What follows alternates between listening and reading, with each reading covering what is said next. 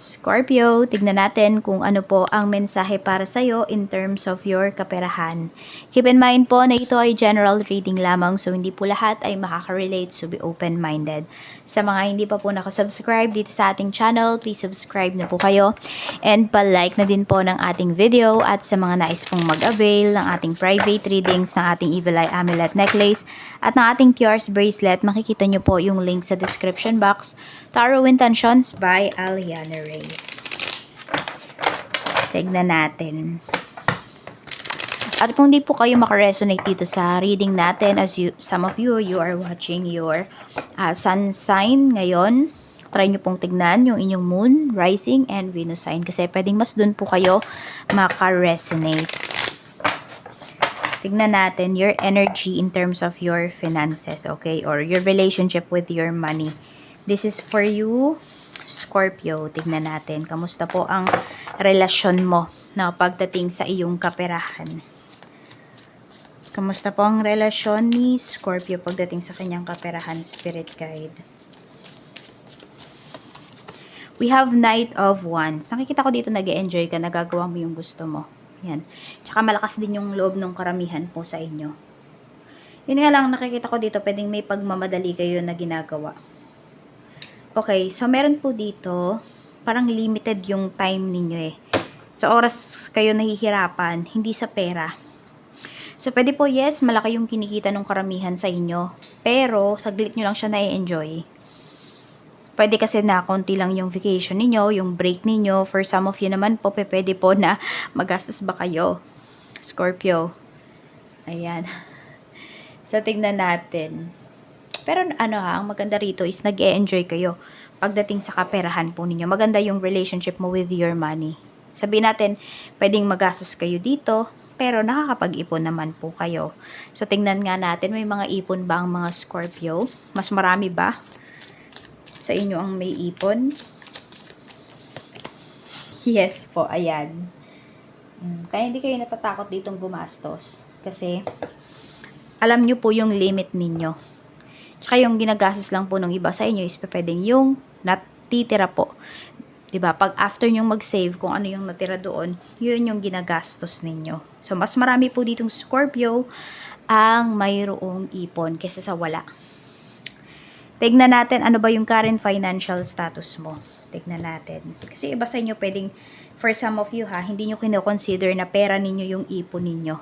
Parang hindi nyo ba siya iniisip?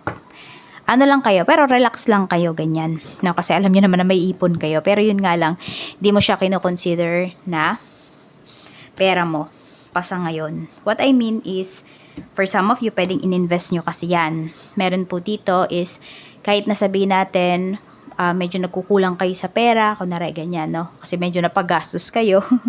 Hindi nyo nabantayan yung budget ninyo. Hindi kayo kumukuha doon. Gumagawa kayo ng ibang paraan. Okay, your relationship with your money. I know, your current financial status pala. The Emperor, maganda talaga yung current financial status mo dito. Oh. We have the Empress. Alam mo yung parang nag-mature na dito yung ano nyo, yung kunwari may mga investments kayo, parang nag-mature na siya. Ganun yung nakikita kong energy dito eh, pagdating sa kaperahan ninyo. Parang wala kayong problema. But, meron lang tayo ditong the Emperor and the Empress. So, diba, parang mag-asawa yung energy na yan. So, some of you, you're very responsible or pares kayo ng asawa mo, you're very responsible pagdating sa iyong kaperahan. So, pwedeng ito, nagtatrabaho kayo, Scorpio, tapos binibigay nyo sa asawa nyo. Siya na talaga yung pinagmamanage nyo. Nakikita ko dito, malaki yung tiwala mo dito sa asawa mo. Or the other way around, yung asawa nyo po, malaki ang tiwala sa inyo sa pagbabudget. Ayan. So, you're very responsible. Wala akong nakikitang problem dito sa ngayon ha. Dito sa mga cards natin. Tignan natin. Sige, tignan na natin kung ano ba yung main cause ng financial problem mo. Seven of Swords. Okay. We have Judgment. We have Knight of Swords. Meron lang dito talaga. Ano yung tawag doon? May impulsive dito. Impulsive buyer. Asawa mo ba yan? Baka meron dito na ano ba, addict sa pag-shopping, online shopping, or kung ano man tong addiction na ito. Merong addicted mag-travel dito. Yung iba po sa inyo, baka meron kayong sasakyan, kada ano, nagpapalit kayo ng mga yung accessories, bili kayo ng bili for some of you. Yung ganon.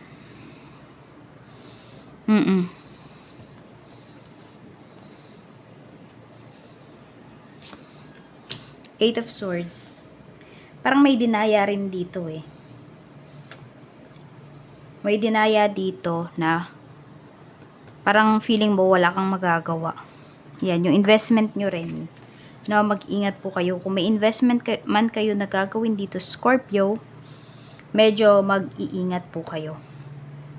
We have 7 of Pentacles. Parang sa inyo tong mag-asawa, yung issues ninyo din, ano, pagdating din sa inyong mag-asawa. Ayan. Pero nakikita ko naman, mapagtutulungan nyo po ito eh.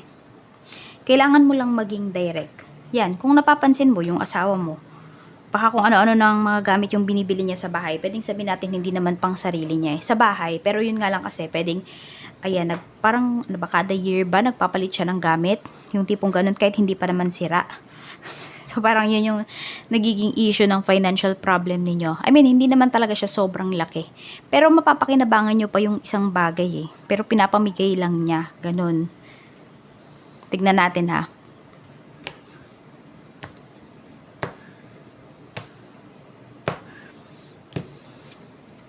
Knight of Pentacles. Okay, nakikita ko kasi dito, no? Pinaghahanapan yan. Mabait kasi yung person mo, yung asawa mo dun sa family niya. Oo. So, nakikita ko dito, pinaghahanapan kasi siya ng pera. So, kung yung iba po sa inyo, diba, isa lang yung nagtatrabaho sa family. So, ayan. Parang yun yung way ng asawa mo. Binibenta niya, hindi ko alam kung binibenta niya or pinapamigay niya yung gamit. Pero more on siguro binibenta niya kasi parang ginagawa niyang pera dito. Pero baka sinasabi niya lang sa'yo is binibenta niya. No? Pero ang totoo, hindi. Binibenta niya para dagdag budget, kuno, ganun. Pero totoo, hindi. So, meron po dito, ninanakawan kayo ng asawa nyo. Pero responsable siya pagdating sa mga anak ninyo. Pagdating sa mga pangangailangan ninyo. Yun nga lang, pwedeng hindi niya kasi natitiis yung parents niya or yung family niya.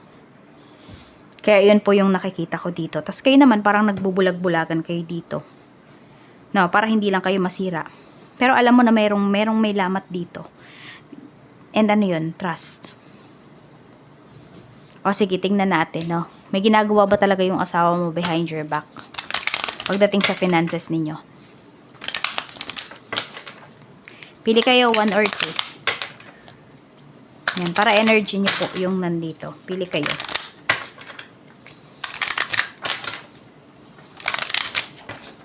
Tingnan natin. Meron ba talaga siyang ginagawa behind your back? So, yung iba po sa inyo, yun lang yung problem ninyo. Number 1. At si number 2. Okay. Mayroon ba? Tinatago sa'yo yung asawa mo. As your angels. Meron. Parang ilang beses na yung pinakita sa inyo ng mga guardian angels nyo. Hindi lang kayo naniniwala. Okay. So, yung iba sa inyo, alam nyo talaga na meron. Pero di lang siguro nga kayo naniniwala. Okay. As your angels po. Gawin nyo, bago kayo matulog mamaya, pag-pray nyo na ipakita sa inyo, no? Or ano ba, ganito, kung mapapaginipan mo yung asawa mo, ibig sabihin, meron talaga siyang ginagawa behind your back, pagdating sa kaperahan ninyo. Pero pag di mo siya napaginipan, within 3 days, okay, ibig sabihin, wala. Tamang hinala ka lang. Number 2, tignan natin. Sa pumili ng number 2, meron ba? Listen to your intuition. Parehas meron. Sinasabi na po sa inyo. Sinasampal na kayo ng katotohanan. Maybe this reading is your reading talaga. No? Pagdating dito sa bagay na to, sa point na to, na pinagdududahan nyo yung asawa nyo na may ginagawa behind your back in terms of your finances. Pwedeng hindi siya ganong nakaka-apekto, pero nakaka-apekto pa rin still. Tignan natin. Kasi pwedeng yung, di ba, sana yung ibang pera mo, yung pambibili sana ng gamit, na hindi naman dapat pambibili ng gamit, ay mapupunta sana sa, kunwari, sa savings ninyo, or sa ibang mas sa ibang bagay pa, ganyan, or makapag-travel yung iba sa inyo, nangyayari na uuwi siya sa gamit lang. Na-stuck lang naman sa bahay, tapos papalitan na naman. Hindi naman siguro every year nagpapalit. Pwedeng, ano, mas madalas pa. Hindi, pwedeng basta ganun.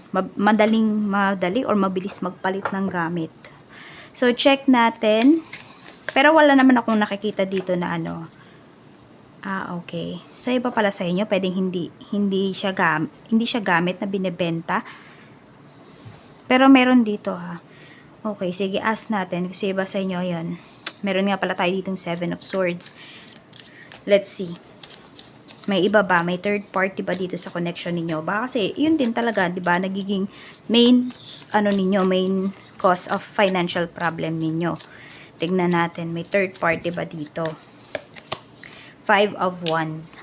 Wala naman akong nakikitang third party. More on family lang talaga. Oo. Tsaka kasi nalalabanan pa naman ng asawa mo kung meron man ditong mga temptation sa paligid niya. Tignan natin, okay, mga positibo na pwedeng mangyari sa iyong kaperahan. Mga ganap po, spirit guide, kamusta po? We have 4 of Wands. Okay, sa bahay talaga. Ayan po, kung meron dito, hindi pa tapos yung bahay ninyo, so pwedeng mapatapos nyo na po yan, Scorpio, ngayong year na to. Or pwedeng umabot pa siya ng second quarter of next year. Tignan natin kung ano pa yung positive energies na pwedeng mangyari pagdating sa iyong kaperahan. We have 9 of Cups. May contentment naman po dito. So, kung ano man to, ito. Diba? Aware na kayo. No? Confront mo yung asawa mo. Na hindi naman siya ma-offend. Confront mo siya dito. Yan. Sabihin mo na lang siguro sa kanya na kung magbibigay siya sa family niya or kung gusto mong magbigay sa family mo. Ayan. Sabihin mo lang sa akin. Yung tipong ganon. O kaya, kung gusto mong magbigay sa family mo, ganito lang yung budget na kaya kong ibigay. Yung tipong ganon. Dami pa kayong maano dito. May nag-iipon ba dito ng gold? Ayan. Investment nyo. Gold investment for some of you. Meron din dito, pwedeng ang mga ini-invest niyo properties. Pwede rin po, ano. Pwede nyo yung ma-achieve. Walang imposible. The lovers. Ayan lang talaga. Kailangan mo lang talaga yung support ng asawa mo. Kailangan you are on the same boat. No? So, para hindi siya nagwo-worry sa family niya, kung yun man nga yung worries niya, try mo siyang kausapin. Yun talaga yung mabibigay mo, magagawa mo. Para yung finances ninyo, hindi siya maapektuhan ng ginagawa niya. Tsaka mas magiging maayos, mas magiging maganda palalo yung flow ng inyong kaperahan. Tingnan naman natin ano ba yung negatibo na paparating pagdating sa iyong money. Scorpio, let's see. Ano pa po, spirit guide. Pero kung meron dito ha, yung iba sa inyo, kung meron po dito, is nakakita kayo ng evidences na merong third party yung asawa mo. Huwag naman kayo magbulag-bulagan kasi sinampal na nga din kayo ng katotohanan ng ebidensya na yon. Oo. Yan. Pero kasi more on, napipick up ko dito, more on family talaga. No? So, check po natin, okay, negatibo na pwedeng dumating pagdating sa kaperahan. We have 3 of Wands. Pwedeng may uuwi. So, yung iba po sa inyo ha, kung kayo ay nasa ibang bansa, please lang po, huwag nyong ipapadala lahat ng kinikita ninyo. Kahit magkano man po yung kinikita ninyo, huwag nyong ipapadala lahat. Lagi kayo magsasave para sa sarili ninyo, para sa future po ninyo. Sabihin natin kung may kumikita dito ng sabihin na lang natin na 20, kunwari lang ha. Yung 5K, tabi nyo po yun para sa sarili ninyo. Okay nga, sana kung kalahati lang ipapadala mo eh. Diba? Take 10K kayo. Tipong ganon.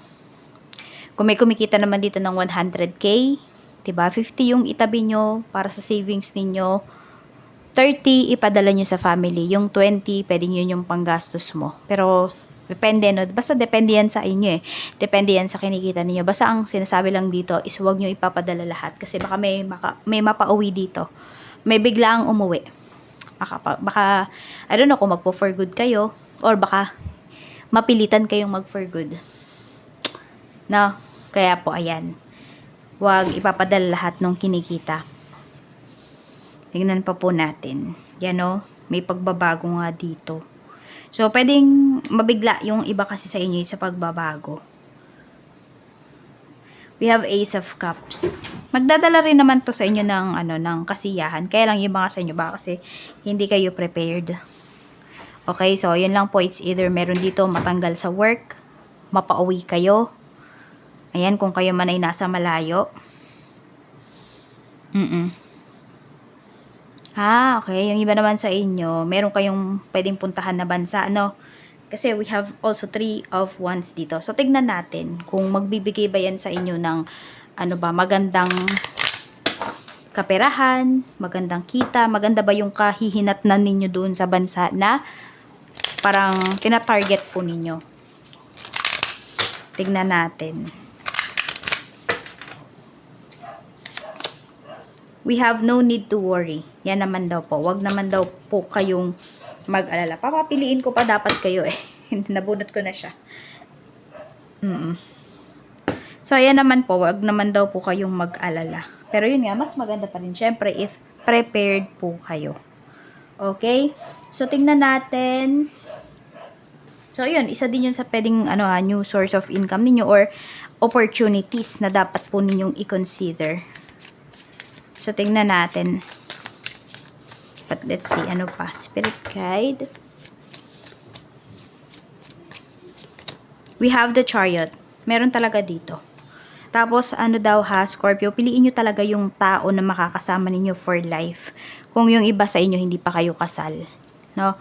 So, kung feeling nyo, ayan, nasa isang toxic relationship kayo, hindi kayo tinutulungan ng person mo, para sa kinabukasan po ninyo ng inyong binubuong pamilya, mag-isip-isip ka na. Pero meron talaga dito, ayan, may pag-travel na pinapakita po sa inyo. We have 4 of Swords. Change of career, yun talaga yung pinapakita dito eh. So, tignan natin kung ano ba yung mabe-benefit mo. Tatanggalin ko lang po si Demi, ibababa ko lang siya. So, ayan po, tignan natin. Ayan, sige. Ano yung mabe-benefit mo dito? So, opportunity na to na dapat mong i-consider. Queen of Swords. Ace of Swords. Ayan, kung change or career shift po ito, may promotion para sa inyo. Tapos, meron din kayong magiging mentor dito. Scorpio. Mas tatalas din po yung inyong isipan. So, you should always follow your intuition talaga. Hindi ka po ipapahamak niyan. Kaya wag niyong pagdudahan yung intuition po ninyo. Balance niyo po yung inyong mga chakras. Tignan natin. Okay. Meron ba ditong tao, no, na humahad lang sa financial growth mo? The High Priestess, isang babae. Justice. May ugnayan kayo ng taong to. So, pwedeng ito nga ay asawa mo. Nahahadlangan niya yung financial growth mo because tumutulong siya sa iba. Sa halip na ikaw yung tulungan niya. Sa halip na mag-focus siya sa family nyo.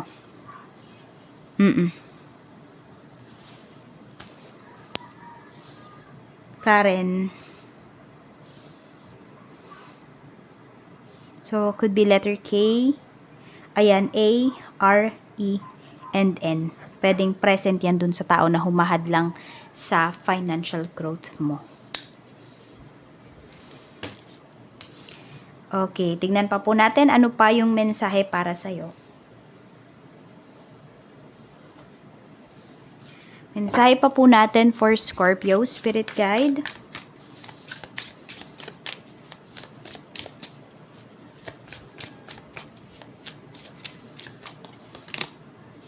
Release the past. Release past wounds to embrace new beginnings. Release, let go, and move forward. Okay, ano ba yung pwede nyo nga gawin? Diba? Kasi nga, yung pwedeng yung asawa mo talaga, or pwedeng sabihin natin, baka ikaw. Diba? Ikaw yung nagbibigay sa family mo na hindi alam ng asawa mo. Pwede naman na hindi mo sila bitawan. No, hindi mo ikat yung binibigay mo sa kanila. Pero, yun, kailangan Alam po yan nung person mo, nung partner mo, nung asawa mo. Para makamove forward kayo parehas. May solusyon naman po dyan sa problema po ninyo. Okay? So, you need to release the past. Para mas dumating pa po yung kasaganaan sa inyong pamilya. Scorpio, let's see. Ayan.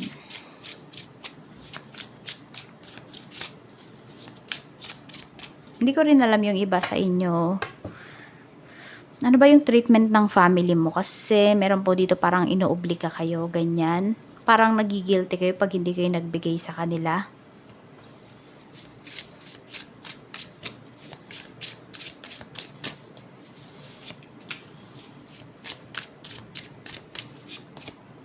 Everyone you meet is another part of you that wants to be loved.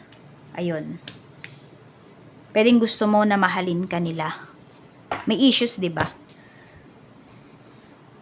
So parang hindi lang talaga siya obligasyon ng anak, ganun ba? Anak sa magulang or anak sa mga or kapatid, ganyan. Hindi. Pwedeng you want to be loved by giving them something. Parang ano ba, buong buhay mo ba hindi ka nila na-appreciate kahit nung bata ka pa? Parang tipong hanggang ngayon nga din. So let your partner know na kung ano yung nangyayari dito. Kasi kayong dalawa lang talaga. Sa bandang huli, kayong dalawa yung magkakampi po dito. Hindi mo kalaban yung person mo.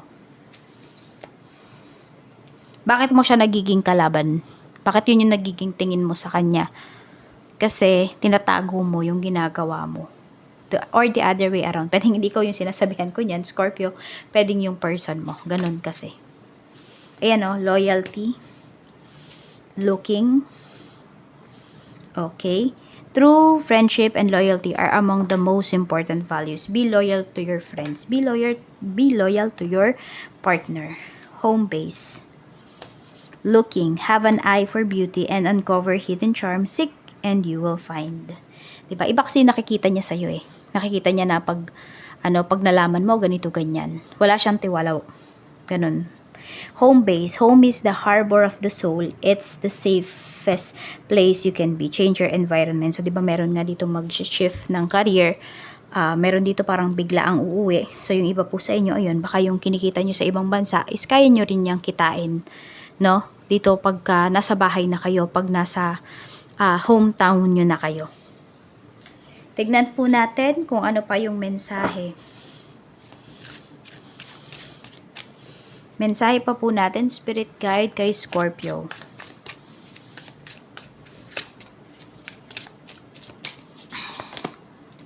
Opportunities. Sabi dito, you may be missing out on important opportunities or hesitating to take the leap into a new phase of your career. So, may nagdadalawang isip po talaga. No? Pwedeng nakukulangan pa kayo sa suporta na binibigay sa inyo ng mga tao, ng family nyo, ng asawa nyo, or nagdududa nga po kayo sa inyong kakayahan. So, listen to your intuition. You can ask your angels for guidance. Bibigay po yan sa inyo. So, yan lang po yung mensahe para sa iyo, Scorpio. Ito po yung inyong money mantra. Pwede nyo itong, sabihin, kahit araw-araw. So, 3 times nyo po itong i-comment sa ating, 1 comment lang pala. Tapos, 3 times nyo pong banggitin. Ito yon. I am unapologetic about my desire to live a rich life. I am unapologetic about my desire to live a rich life. Cleanse po natin yung space, yung energy, yung mga negativities na nakalap natin dito, ayan. O yung mga pinagdadaanan po ninyo pagdating sa kaperahan, pagdating sa mga tao sa paligid ninyo, ay masusolusyonan na po yan. Yung mga negativities naman dito, isturing nyo yun as reminder sa inyo ni universe. Okay, so siksik, liglig at umaapaw na blessings ang paparating para sa'yo, Scorpio.